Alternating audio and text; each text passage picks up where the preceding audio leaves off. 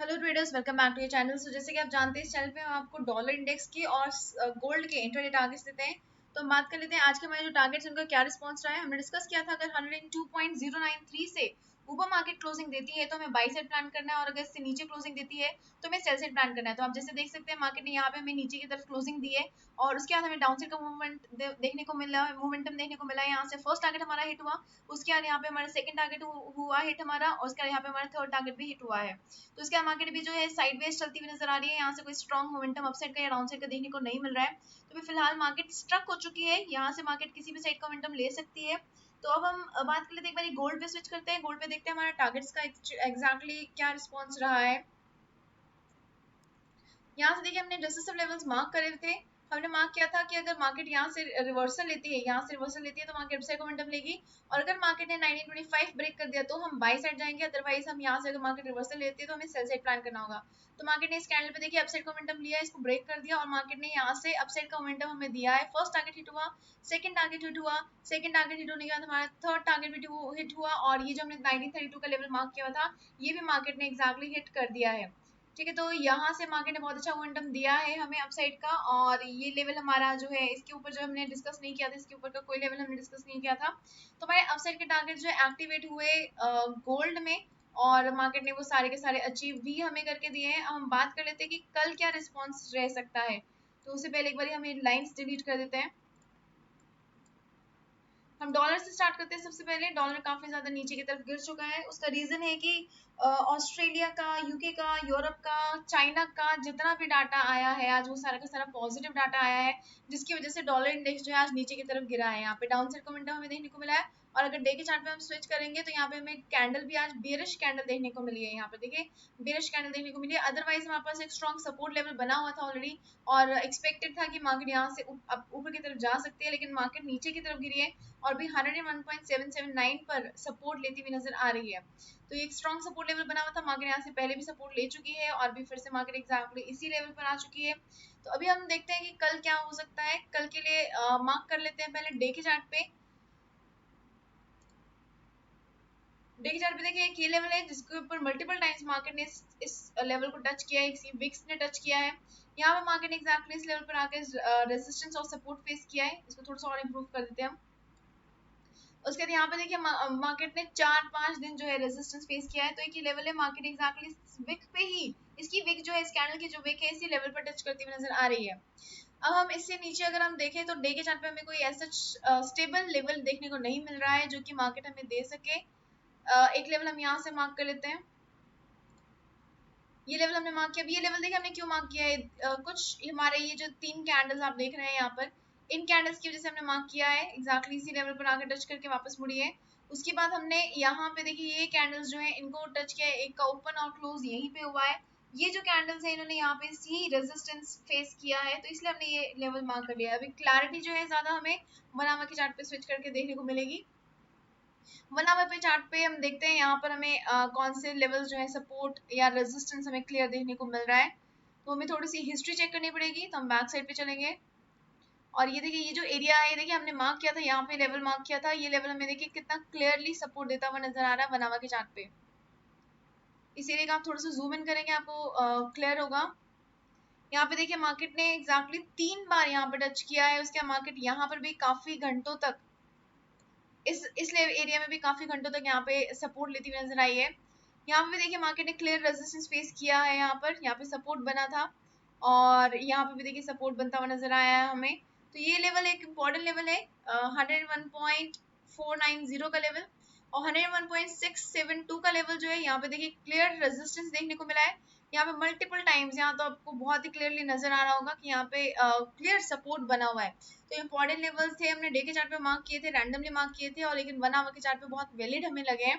तो ये लेवल्स हमारे मार्क करके रखिए आप, ये हमें काफी हेल्प कर सकते हैं।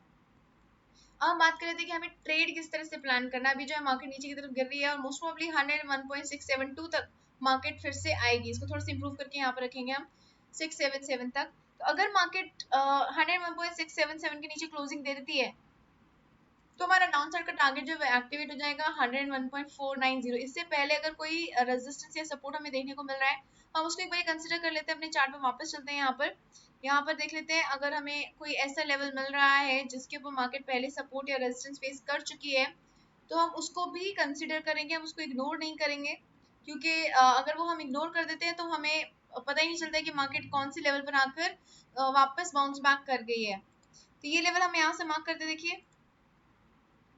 अब इस लेवल को आप one by one, step by step अगर आप इसको समझेंगे तो आपको क्लैरिटी मिलेगी इस लेवल पर। ये हमने क्यों मार्क किया है उसको डिस्कस कर लेते हैं सबसे पहले। यहाँ पे देखिए मार्केट ने सपोर्ट बनाया, उसके बाद ही रेजिस्टेंस का काम करने लग गया, फिर सपोर्ट का काम करने लग गया। उसके बाद हम यहाँ चलते हैं। यहाँ पे देखिए मार्केट ने 4 घंटे एग्जैक्टली इसी पॉइंट से सपोर्ट लिया है, उसके बाद ये रेजिस्टेंस में कन्वर्ट हो गया लेवल। यहाँ पे देखिए मार्केट ने सपोर्ट लिया है, 4 घंटे सपोर्ट लिया है। यहाँ पे भी मार्केट विकेट्स के पास आकर वापस चली गई है, बाउंस बैक कर गई है। यहाँ पे भी 4-5 घंटे मार्केट सपोर्ट लेती रही है। थोड़ा सा रेजिस्टेंस हमें देखने को मिला, यानी कि सपोर्ट ज्यादा स्ट्रॉन्ग दे रही है ये लेवल, और रेजिस्टेंस थोड़ा सा कम मिल रहा है हमें इस लेवल पर। यहाँ पे भी देखिए मल्टीपल टाइम सपोर्ट मिला है यहाँ पर, तो सपोर्ट बनता हुआ नजर आ रहा है। यहाँ पर हमें बार बार सपोर्ट देखने को मिल रहा है हमें यहाँ पर। तो ये लेवल एक इंपॉर्टेंट लेवल है, यहाँ रेजिस्टेंस क्रिएट हो गया है। अगर नीचे जा रही है मार्केट तो इसके नीचे हमें रेजिस्टेंस देखने को मिल रहा है, अदरवाइज ये सपोर्ट का काम करती हुई नजर आ रही है। तो ये लेवल है, एक लेवल हमारे पास ये आया है, ये इंपॉर्टेंट लेवल है, इसलिए ये लेवल हमें मार्क करना होगा। तो अगर मार्केट 101.677 को ब्रेक कर देती है तो 101.594 फर्स्ट टारगेट रहेगा, और 594 का ब्रेक कर देती है लेवल तो 101.490 का सेकेंड टारगेट रह सकता है। अदरवाइज मार्केट क्या कर सकती है, मार्केट यहाँ से अगर रिवर्सल लेती है तो 101.779 का फर्स्ट टारगेट रहेगा, और इसको ब्रेक करने के बाद हमें थोड़ा सा देखिए रेजिस्टेंस देखने को मिल सकता है 101.856 पर। ये हमारा फर्स्ट टारगेट रहे, सेकंड टारगेट रहेगा अपसाइड का 856 का, और 101.920 सेकंड टारगेट रह सकता है। तो इसमें जो डिसिसिव लेवल है वो हम मार्क कर लेते हैं ब्लैक, बाकी जितने लेवल्स हैं उसको हम ग्रीन मार्क करेंगे, ताकि हमें क्लियरली आइडेंटिफिकेशन हो सके कि हमारा टारगेट कौन सा है और कौन से लेवल जो इससे है, जो इससे हमें डिसीजन लेने में हेल्प मिलेगी। तो 101.677 का लेवल है जो डिसीजन लेने में हेल्प करेगा। इसको ब्रेक कर दिया तो हम सेल साइड जाएंगे, यहाँ से रिवर्सल आ गया तो हमें बाई साइड प्लान करना है। तो ये हमारा डिसिसिव लेवल है, बाकी सारे हमारे जो है वो टारगेट्स रहने वाले हैं, इनको आप मार्क कर लीजिए। अब हम बात कर लेते हैं गोल्ड की, कि गोल्ड में किस तरह के टारगेट्स रह सकते हैं। डे के चार्ट से स्टार्ट करते हैं। डे के चार्ट पे देखिए आज हमें ग्रीन कैंडल देखने को मिली है, और हमारा जो एक लेवल था, इंपॉर्टेंट लेवल मार्क किया था 1926 का, जिसके ऊपर मार्केट क्लोजिंग नहीं दे रही थी, आज उसके भी ऊपर मार्केट ने क्लोजिंग दे दी। हमारे सारे जो अपसाइड के टारगेट्स थे उनको मार्केट ने हिट कर दिया। विक भी काफी ऊपर तक आई थी, लेकिन उसके बाद वापस नीचे की तरफ चली गई है। तो यानी कि यहाँ पर एक स्ट्रॉन्ग लेवल बना हुआ था जिसको मार्केट ब्रेक करती हुई नजर आई है, लेकिन 1932 से अभी भी मार्केट ने रेजिस्टेंस ले लिया है। अब हम 1 आवर के चार्ट पे चलते हैं। 1 आवर के चार्ट पे देखिए मार्केट ने अगर हम ओके, हम हमारे पास ये जो गैप है 1940 और 1932 का, ये एक बहुत बड़ा गैप है। मार्केट यहाँ से आई थी, और यहाँ से नीचे जाने के बाद हमारे पास अभी ये जो एरिया है ये विक में कन्वर्ट हो गया, और इसके नीचे वाले एरिया जो है वो बॉडी में कन्वर्ट हो रखी है। आपने भी डे के चार्ट में भी ऑब्जर्व किया होगा। तो भी ये वाला लेवल जो है, इस लेवल के बीच में 40 और 32 के बीच में हमें एक ऐसा लेवल फाइंड आउट करना है जो कि मार्केट को सपोर्ट और रेजिस्टेंस दे रहा है, क्योंकि ये गैप जो है बहुत बड़ा गैप है, और इस गैप के बीच में ऑब्वियस सी बात है हमें कहीं ना कहीं सपोर्ट या रेजिस्टेंस देखने को मिलेगा ही मिलेगा। तो इसको हम मार्क कर लेते हैं। ये लेवल हम मार्क कर लेते हैं। ये लेवल हमने क्यों मार्क किया है, ये लेवल हमने इसलिए मार्क किया है क्योंकि मार्केट ने इस लेवल पर पहले हिस्ट्री में चेक करेंगे हम, यहाँ पे सपोर्ट दिया है, फिर रेजिस्टेंस का काम किया है, उसके बाद फिर से यहाँ पे रेजिस्टेंस बना है हमारे पास 1935.179, यहाँ पे भी रेजिस्टेंस बना, यहाँ पे भी रेजिस्टेंस बना, और अभी मार्केट देखिए एग्जैक्टली इसी लेवल पर आ चुकी है, इसके नीचे आ चुकी है, बल्कि इसके ऊपर गई थी लेकिन मार्केट इसको ब्रेक नहीं कर पाई, वापस नीचे की तरफ गिर गई है।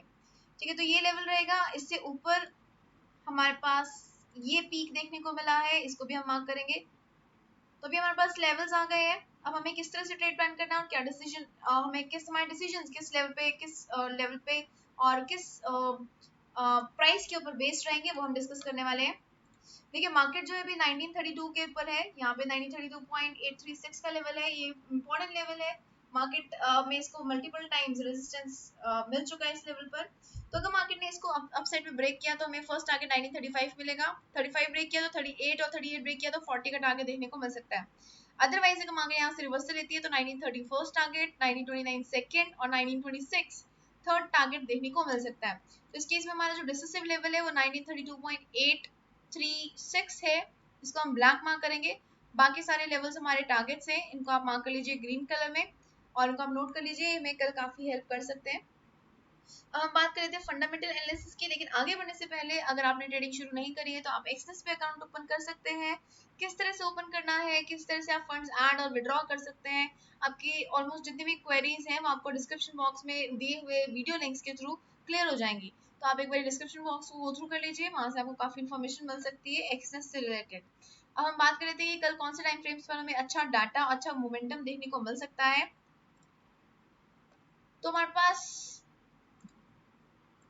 11:30 बजे जीबीपी का डाटा आने वाला है। जीबीपी का बैंक ऑफ इंग्लैंड का फाइनेंशियल स्टेबिलिटी रिपोर्ट आने वाली है। बेसिकली ये जो रिपोर्ट है ये बताती है कि फाइनेंशियली कितना स्टेबल है बैंक ऑफ इंग्लैंड। ठीक है, जितना अच्छी पॉजिटिविटी आएगी रिपोर्ट में उतना ही ज्यादा जीबीपी यूएसडी में हमें अपसाइड का ट्रेड देखने को मिल सकता है।